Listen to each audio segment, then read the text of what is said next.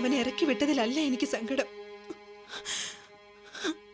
സ്വന്തം മോനെ പോലെ വളർത്തിയ വിശ്വട്ടിനെ കുറിച്ച് അവൻ പറഞ്ഞത് സഹിക്കാനാവുന്നില്ല. ഇങ്ങനെ കരയല്ലേ. ഈ കണ്ണീര് മുഴുവൻ എന്റെ നെഞ്ചിലെ തളം കിട്ടുന്നത്. എനിക്കും എന്റെ മോൾക്കും വേണ്ടിയല്ലേ ഏടത്തിക്ക് സങ്കടമൊക്കെ സഹിക്കേണ്ടി വന്നത്. ഞങ്ങള് കാരണമല്ലേ ദേവേട്ടനെ ഏടത്തി അപമാനിച്ചിറക്കി വിട്ടത്. എന്റെ ഈശ്വര, മറ്റുള്ളവരെ കൂടി സങ്കടപ്പെടുത്താൻ വേണ്ടി എനിക്കും എന്റെ മോൾക്കും എന്തിനിങ്ങനെ ഒരു ജീവിതം തന്നത്.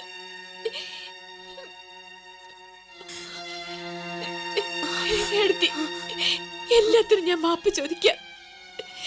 ദേവേട്ടനെ അപമാനിച്ചതിനും നാദിനെ അപമാനിച്ചതിനും ഒക്കെ. വേണ്ട ഗീതേ, ഞാൻ കരഞ്ഞത് എന്റെ നെഞ്ചിന്റെ ഭാരം കുറയ്ക്കാനാ. അവിടുന്ന് ഇറങ്ങിയിട്ട് ഇവിടെ എത്തും വരെ മനസ്സിലിട്ട് അടക്കിയതല്ലേ. എന്നാലും ദേവേട്ടന് ഇങ്ങനെ കണ്ണിച്ചോര ഇല്ലാതായി പോയല്ലോ. ഇതിന്റെ ബാക്കി ഇനി എന്റെ മോൾ അവിടുന്ന് അനുഭവിക്കേണ്ടി വരും എടുത്തി. ഇല്ല, അവൾക്കൊരു കുഴപ്പവും വരില്ല. ഈ കാര്യങ്ങളൊന്നും മോളുടെ പരീക്ഷ കഴിയും വരെ അവളെ അറിയിക്കാൻ പോലും പാടില്ലെന്ന് ജയദേവൻ എല്ലാവർക്കുമായി താക്കീത് കൊടുത്തിരിക്കുക. ഇതിന്റെ പേരിൽ അവളെ അവൻ നുള്ളി നോവിക്കുപോലില്ലെന്ന് എനിക്ക് ഉറപ്പാ. പിന്നെന്തിനാ ഏടത്തിയോട് ഇത്രയും ക്രൂരത കാട്ടിയേ? വിശ്വട്ടിന് ഞാനും മനഃപൂർവ്വം അവനെ ചതിച്ചെന്ന് തോന്നിയ ഈ ചെയ്തതൊക്കെ അധികമാണ് ഗീതേ. ഞാനിതൊക്കെ അങ്ങ് സഹിച്ചു. ഇതുപോലെ മോളെ തിരിച്ചേൽപ്പിക്കുമ്പോഴുള്ള ദേവന്റെ വാക്കുകൾ വിശ്വട്ടിന് താങ്ങാൻ പറ്റണേന്ന ഇനിയുള്ള പ്രാർത്ഥന.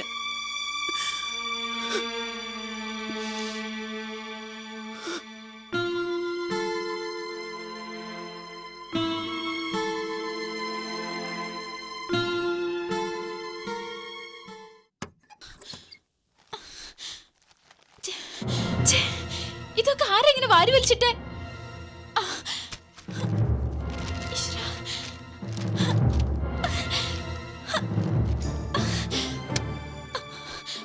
എന്താ തരുന്ന വെപ്രാളം കണ്ട വിലപ്പെട്ട എന്തോ നഷ്ടപ്പെട്ട പോലെ ഉണ്ടല്ലോ. ഏയ്, ഒന്നുമില്ല ചെറിച്ച, ഞാൻ ഇതൊക്കെ ഒന്ന് അടുക്കി വെക്കായിരുന്നു. ഇനിയിപ്പോ തൽക്കാലം കൂടുതൽ അടുക്കും ചിട്ടയൊന്നും വേണ്ട. ഇനി മറ്റു കാര്യങ്ങളിലൊന്നുമല്ല ശ്രദ്ധിക്കേണ്ടത്, പഠിപ്പില്ല. ഞാൻ പഠിക്കുന്നുണ്ട് ചെറിച്ച. ചെറിയച്ചനെന്താ എന്തോ ഒരു വിഷമം പോലെ? ഇവിടെ എന്തെങ്കിലും പ്രശ്നം ഉണ്ടായോ? അഥവാ ഉണ്ടായാലും ആവാ കാര്യങ്ങളൊന്നും നീ അന്വേഷിക്കണ്ട. ഇവിടുന്ന് ആരെങ്കിലും എന്തെങ്കിലും പ്രശ്നമുള്ളത് എന്നോട് പറഞ്ഞ? ഏയ്, ആരും ഇപ്പോ മുഖത്തോട് മുഖം നോക്കിയാൽ പോലും മിണ്ടില്ല എന്ന് മാത്രം. അതൊന്നും കാര്യാക്കണ്ട, കുറച്ച് ദിവസത്തേക്കല്ലേ, അഡ്ജസ്റ്റ് ചെയ്യും. എക്സാം കഴിഞ്ഞ ഒരു ചേഞ്ചിന് വേണ്ടി നമുക്കൊരു യാത്ര പോകണം. യാത്രയോ? എവിടേക്കാ ചെറിയച്ച? ആരൊക്കെ ഉണ്ടാവും? നമ്മൾ മാത്രം. അയ്യോ, അതിന് ആന്റി സമ്മതിക്കോ? അത് ഞാൻ നോക്കിക്കോളാം. ഒന്ന് സൂചിപ്പിച്ചെന്ന് വെച്ച് കൂടുതൽ സന്തോഷിക്കാനോ ആരോടും പറയാനോ നിൽക്കണ്ട.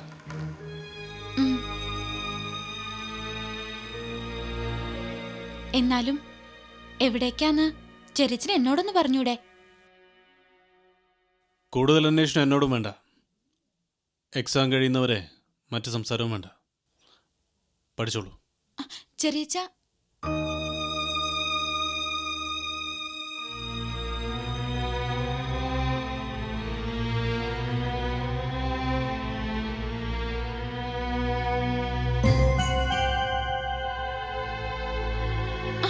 അയ്യോ,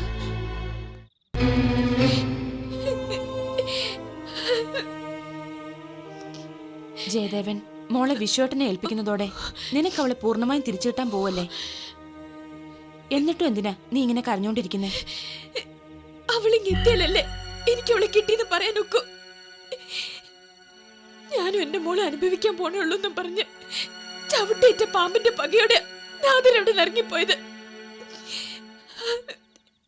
അവളുള്ളിടത്താണ് എന്റെ മോളും ഉള്ളതെന്ന് ഓർക്കുമ്പോ എങ്ങനെ ഞാൻ കരയാതിരിക്കുക? നാദിര, ജയമോളെ വല്ല അപകടത്തിലും പെടുത്തുന്നാണോ നീ കരുതുന്നേ? എന്റെ ഗീതെ, അത്രയ്ക്ക് വിവരദോഷമൊന്നും അവള് കാണിക്കില്ല. ആർക്കറിയാം, കൊല്ലാനും മടിക്കാത്തൊരു മുഖം അവൾക്കുണ്ടെന്ന മണിയെടുത്ത് എന്നോട് പറഞ്ഞത്. ആ മുഖം വെച്ചോണ്ട് അവൾ അവിടെ ഇരിക്കേയുള്ളൂ. ജയമോളെ തൊട്ട് കളിച്ച വിവരം അറിയുന്ന അവൾക്കറിയാം.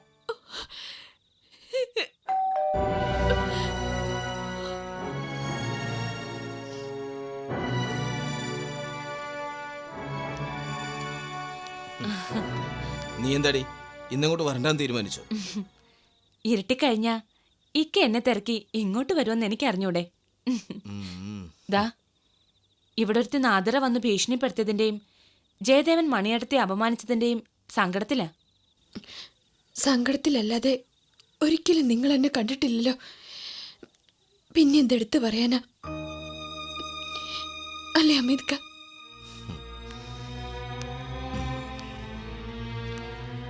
അവസാനിക്കാറാവുമ്പോൾ ഏതൊരു കാര്യത്തിനും രൂക്ഷത കൂടും.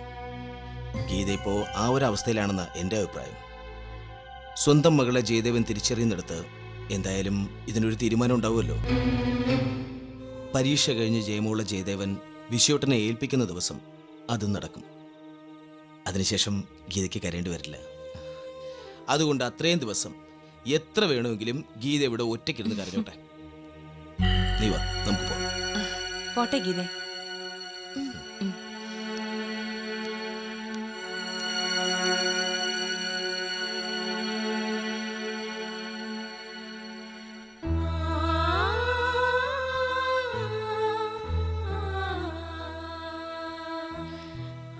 ഞാൻ കരുതിയത് ഇന്ന് ജിഷയുടെ മുറിയിൽ അങ്ങ് കൂടുവെന്ന. ഞങ്ങൾ ആരും ഇതുവരെ അവളെ ഒന്നും അറിയിച്ചിട്ടില്ല. നാളെ മുതൽ അങ്ങനെ ഒരു പരാതിക്കും ഇട നൽകുന്നില്ല. അമ്മാമ്മ നാളെ തിരിച്ചു പോവാ, കൂടെ ഞാനും.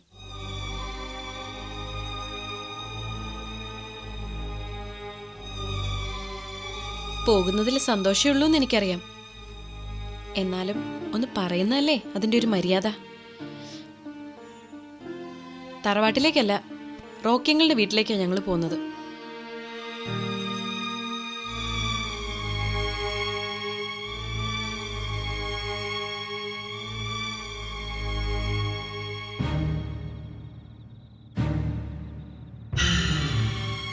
അപ്പോൾ ആ കുട്ടിയുടെ എക്സാം കഴിയുന്നവരെ ക്ഷമിക്കാനാവില്ല അല്ലേ? ഇതിൽ ക്ഷമയുടെ പ്രശ്നങ്ങളൊന്നുമില്ല. വാശിയല്ല കാരണവും. തിരിച്ചു കിട്ടാത്ത സ്നേഹം മനസ്സിലെ മുറിവേൽപ്പിക്കും. അത് ഇനി സഹിക്കാൻ എനിക്കാവില്ല. ഒരിക്കൽ എന്നോട് പറഞ്ഞില്ലേ എൻ്റെ ചില ഭാവങ്ങളെ ഭയമാണെന്ന്? ഇപ്പൊ എനിക്കും എന്നെ ഭയമാവാണ്. സ്വയം നിയന്ത്രിക്കാൻ പറ്റാതായി പോകുമോ എന്നുള്ള ഭയം. അതുകൊണ്ട് ഞാൻ പോകുന്നു. എനിക്ക് എന്നെ തന്നെ നഷ്ടം വന്നാലും ഞാൻ കാരണം മറ്റാർക്കും ഒരു നഷ്ടവും വരാൻ പാടില്ല.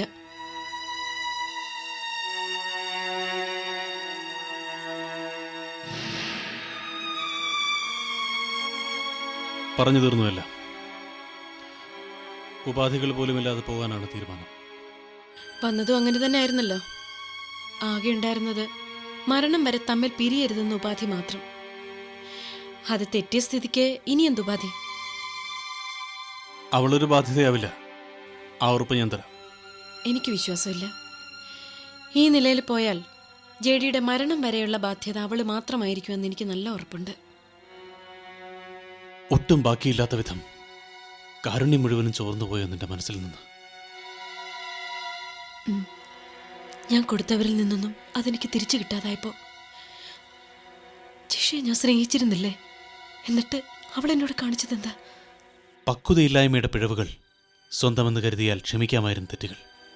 എന്നാ അതല്ല. ആദ്യമായി അവൾ നടത്തിയ ശ്രമം നമ്മളെ തമ്മിൽ അകറ്റാനായിരുന്നു. അതറിയോ ജെഡിക്ക്? ഇല്ല, എനിക്കങ്ങനെ തോന്നിയിട്ടില്ല. തോന്നില്ല. കാരണം ചെറിയച്ഛൻ്റെ സ്നേഹം പങ്കുവയ്ക്കപ്പെടാതിരിക്കാൻ വേണ്ടി അവൾക്ക് അകറ്റേണ്ടിയിരുന്നത് എന്നെ മാത്രമായിരുന്നു. ജെഡിയുടെ മൗന സമ്മതം പോലും അതിന്റെ പിന്നിലുണ്ടായിരുന്നു എന്ന് എനിക്ക് തോന്നിയ നിമിഷങ്ങളുണ്ട്. തെറ്റിദ്ധാരണകൾ, നിന്റെ തോന്നലുകൾ. അതെ, തോന്നലുകൾ തന്നെ. പക്ഷേ ജിഷയെക്കുറിച്ചുള്ള നാദിരയുടെ തോന്നലുകളൊന്നും ഈ നിമിഷം വരെ പഴച്ചിട്ടില്ല.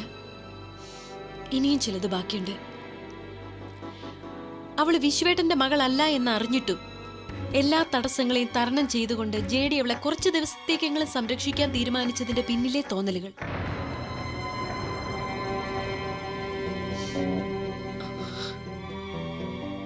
അതെങ്കിലും യാഥാർത്ഥ്യമാകരുതെന്ന എന്റെ ഇപ്പോഴത്തെ പ്രാർത്ഥന. എന്തുകൊണ്ടാണെന്നറിയോ? അളവില്ലാത്ത സ്നേഹവും വിശ്വാസവും പിടിച്ചുപറ്റി ഇത്രയും കാലം നിങ്ങൾ എന്നെ വിഡ്ഢിയാക്കുകയായിരുന്നു എന്ന സത്യം മാത്രം എനിക്കൊരിക്കലും താങ്ങാനാവാത്തതുകൊണ്ട്.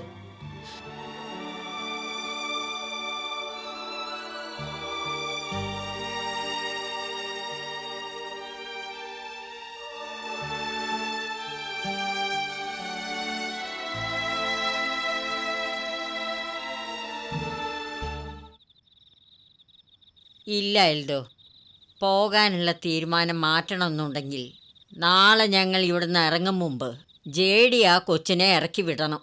അല്ല മാമേ, ഈ ഒരവസ്ഥയിൽ നാദരക്കുഞ്ഞ് ഇവിടുന്ന് പോയാൽ അത് ഗുണത്തെക്കാളേറെ ദോഷമല്ലേ ചെയ്യത്തുള്ളൂ.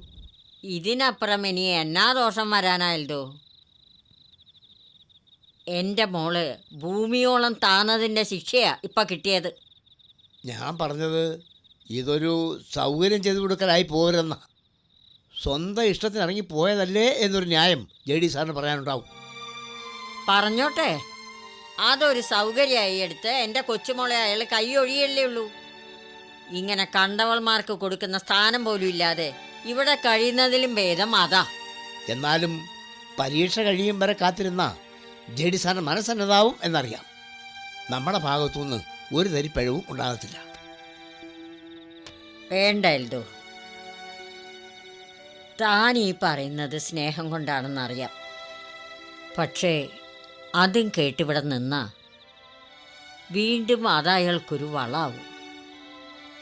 അത് വേണ്ട എൽദോ, എന്നെ നിർബന്ധിക്കരുത്. ഞങ്ങൾ നാളെ പോകും.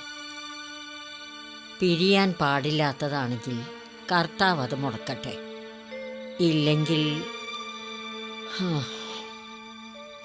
ആ എൽദോ ചെല്ല്, എനിക്കൊന്ന് കിടക്കണം.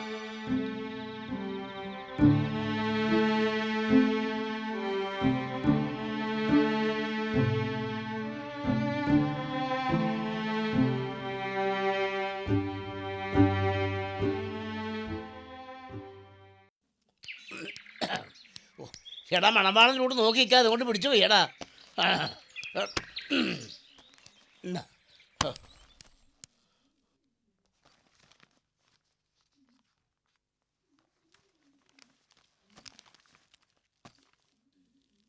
എന്നതാ മോളെ, ഇതുവരെ ഒരുങ്ങിയില്ലയോ?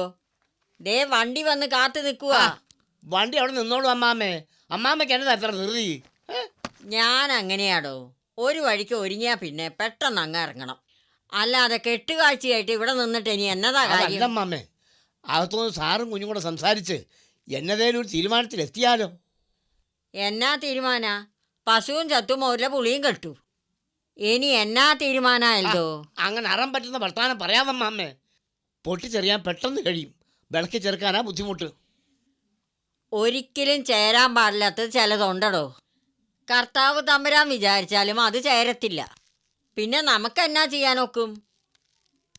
ഹാ, നീ എന്നതാ കൊച്ചേ പിന്നെയും പിന്നെയും പിറകോട്ട് നോക്കുന്നത്? വല്ലത് എടുക്കാൻ മറന്നോ? ഏയ്, മറന്നൊന്നുമില്ല അമ്മാമ്മേ. ഒന്ന് മനഃപൂർവ്വം ഞാനിവിടെ വെച്ചേച്ച് പോവാ. എന്നതാ അത്?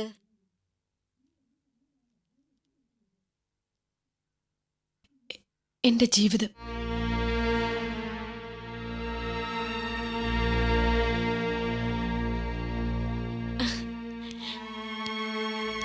അതിവിടെ തന്നെ ഇരുന്നോട്ടെ അല്ലേ അമ്മാമ്മേ? ഞാനായിട്ട് അത് എടുക്കുന്നില്ല. ഞാൻ പോയി കഴിയുമ്പോ ജഡി അത് വലിച്ചെറിയോ അല്ലെങ്കിൽ മനസ്സ് തോന്നിയ തിരിച്ചു തരികയോ എന്താന്ന് വെച്ചാൽ ഇഷ്ടം പോലെ ചെയ്യട്ടെ.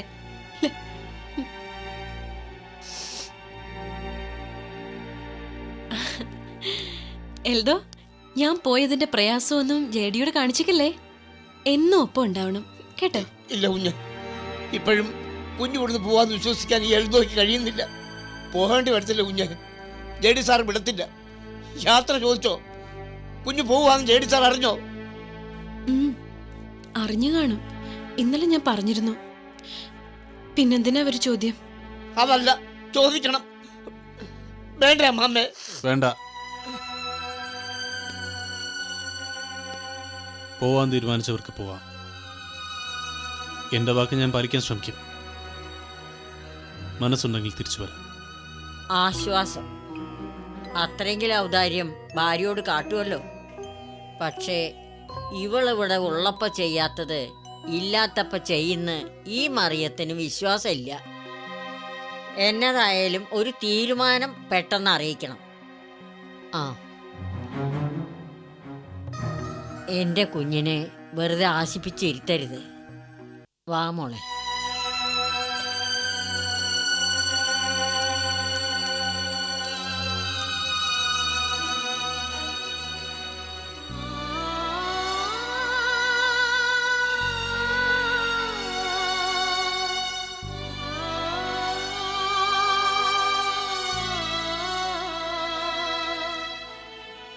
എഴുത്തു മുടക്കരുത്. ജേഡിയെ നാദ്രയ്ക്ക് നഷ്ടമായാലും അക്ഷരങ്ങൾക്ക് എന്നും ജേഡിയെ വേണം.